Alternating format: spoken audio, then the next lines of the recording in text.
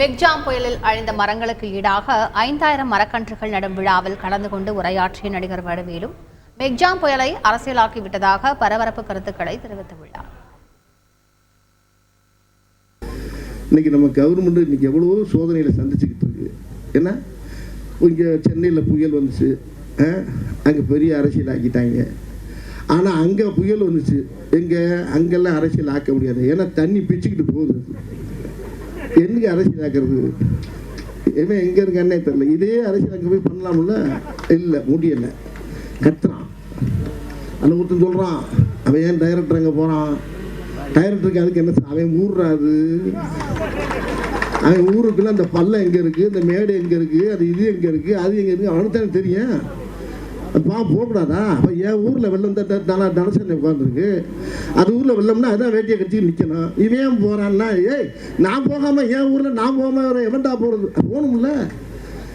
ஏன்னா எங்கே கிடந்து கத்துறான், எந்த குடிக்கில் கிடக்கிறான்னு அவனுக்கு தான் தெரியும். அதில் இன்னொரு வார்த்தை சொல்கிறான், உதயநிதி எதுக்கு அனுப்பி வைக்கிறாரு? ஏன் உதயநிதி யாராரு? போகணும்ல. போய் மக்களாக நான் இருக்கேன், உங்களோட சேர்ந்து வாழ்கிறேன், உங்க கூட இருக்கேன்றது அவர் மக்களோட சேர்ந்து இணைஞ்சு வேலை செய்யணும்ல.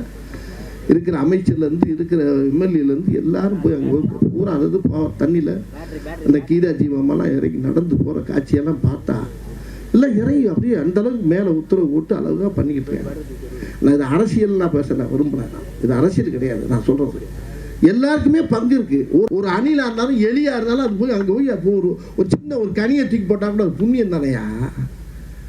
இருக்கு. அவன் அங்கே அவனுக்கு என்ன வேலை? அங்கே அவன் அங்கே போறான்னா அவன் யார்? எங்க இருந்து? அமெரிக்கால இருந்து வந்திருக்கான். மாரி செல்வராஜ்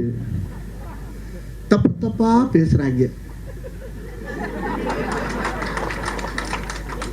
நானும் அடைக்கி பார்க்குறேன், முடியல.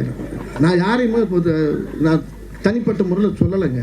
வேலை செஞ்சுக்கிட்டாலே இருக்கு எல்லாம். ஒரே நாளில் இப்போ மழை பெஞ்சு வெள்ளம் அடிச்சுக்கிட்டு இருக்கும்போது ஒரு வேலை காணாங்க. எப்படி நீச்சலில் போய் என்னத்தை தருப்பேன்? நானெல்லாம் போக முடியுமா? போக முடியாது. மக்கள் படுற கஷ்டத்தை உண்மையிலே உணர்றாங்க. செய்திகளை உடனுக்குடன் தெரிந்து கொள்ள உடனே சப்ஸ்கிரைப் பண்ணுங்க.